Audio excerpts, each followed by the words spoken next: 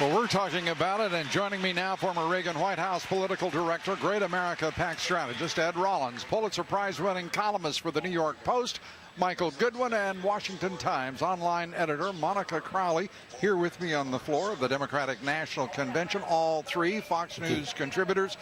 Monica, there has been this effort as they seek unity to simply disregard all of the challenges, it seems, the profound challenges that face Americans, and particularly the middle class and those who aspire to it. Yeah, Mrs. Clinton has faced a huge challenge, and she will continue to face a huge challenge going forward in terms of locking down her base. Usually by this late date in a presidential campaign, the nominee has the base locked down and secure. Mrs. Clinton still does not have that in place. So she needs to do that She's actually got it worse than that. She's got a base that is now fractured. Yeah. The so-called hashtag Dem exit. It turns out the Sanders supporters weren't kidding. They're walking. That's right, and it's an open question as to what they are prepared to do. Are they prepared to vote for her? Are they prepared to vote for Donald Trump? Are they prepared to stay home? This is an unanswered question. But while she's been busy trying to manage that civil war within her own party, she's neglected to talk about the issues that are confronting every single American, economic insecurity, and of course the national security threats that we all face. She can handle those because she was a steward of President Obama's foreign policies for 4 years as Secretary of State, and she cannot run on her record, Lou.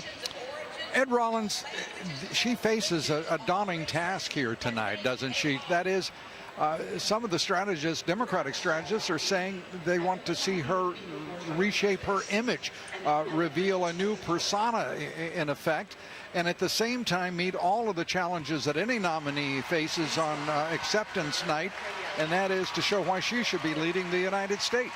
Well, the third problem she faces, or the second problem, is that she has three very strong speakers, Mrs. Obama, President Clinton, and President Obama, who are soaring speakers. They're good political strategists and good political speakers.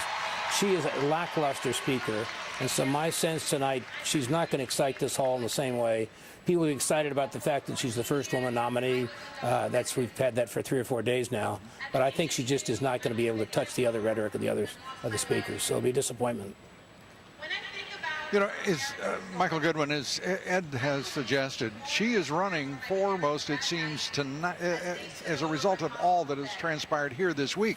She's running foremost as a woman and appealing directly to those who will respond to gender politics, other women. Does that surprise you?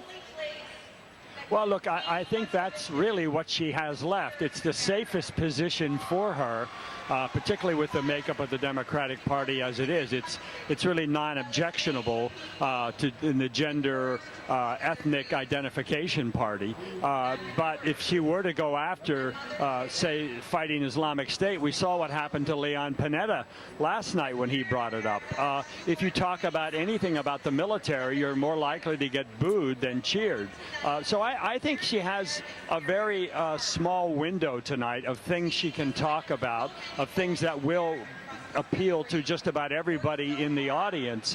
I would also say, Lou, that something President Obama said last night struck me. When he said the fact that the party will carry her to victory, that's a very different image than you think of Donald Trump leading the party. This is a party carrying its candidate, its nominee, and I think that speaks to her weakness. Her weakness and her strengths obviously will be on display tonight.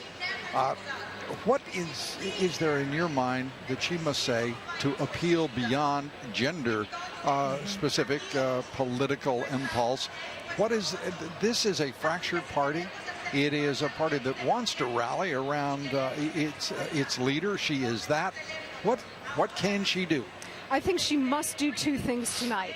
First, she's got to raise the stakes of this election. In other words, she has to put into the fear of God into the American voter of the possibility of a Donald Trump presidency. The second thing she has to do is make a direct appeal to the Obama voters to turn out and vote for her in November. She needs every single one of those people who came out and voted for Obama in 08 and 12 to come out for her this time. Remember, she is still focused on turnout of her base. And that's something she's got to lock down tonight. And importantly in that, it's important to note the trajectory for that base that has supported Barack Obama throughout has been on a downward trend. And that's going to be difficult to reverse, certainly for Hillary Clinton. Donald Trump in all of this has been stealing the news cycle.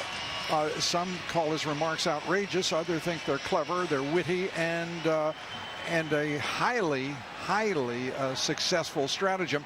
Ed Rollins, what do you think? Well, he's out there in the key states. He's out there in Iowa tonight, which is a key swing state. He was in Pennsylvania and Florida the first couple days. And obviously he led this show. So I think he's doing what he needs to do. He's still projecting leadership. If she's going to be the leader and the Democrats are going to carry her to victory, it's a very, very heavy lift. They'd reelect Obama in a heartbeat, probably, the Democrats would.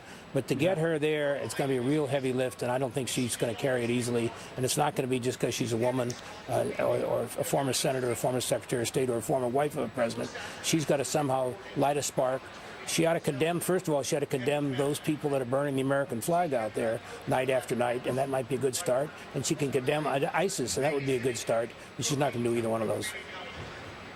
Yeah, and making that all the more implausible is the fact, Michael Goodwin, that she has, in fact, not condemned those in the Democratic National Committee who have offended both the party, the ethics and principles of a neutral DNC, and have instead conspired with the nominee to subvert the will of Bernie Sanders supporters and to win the election at all costs.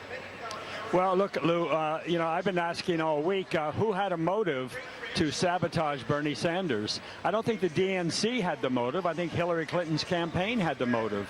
She was the one being hurt by the Sanders surge. So I think it's an unanswered question as to what role if any, did the Clinton campaign play in the sabotage by the DNC. And I would also note in that context that she took on Debbie Wasserman Schultz, gave her an honorary position in her own campaign. Now, if this were a criminal investigation, we would say she was trying to hush her by paying her off. But I don't think that's what's really going on. But it does give Wasserman Schultz a place to land and remove some of the sting from her being dumped.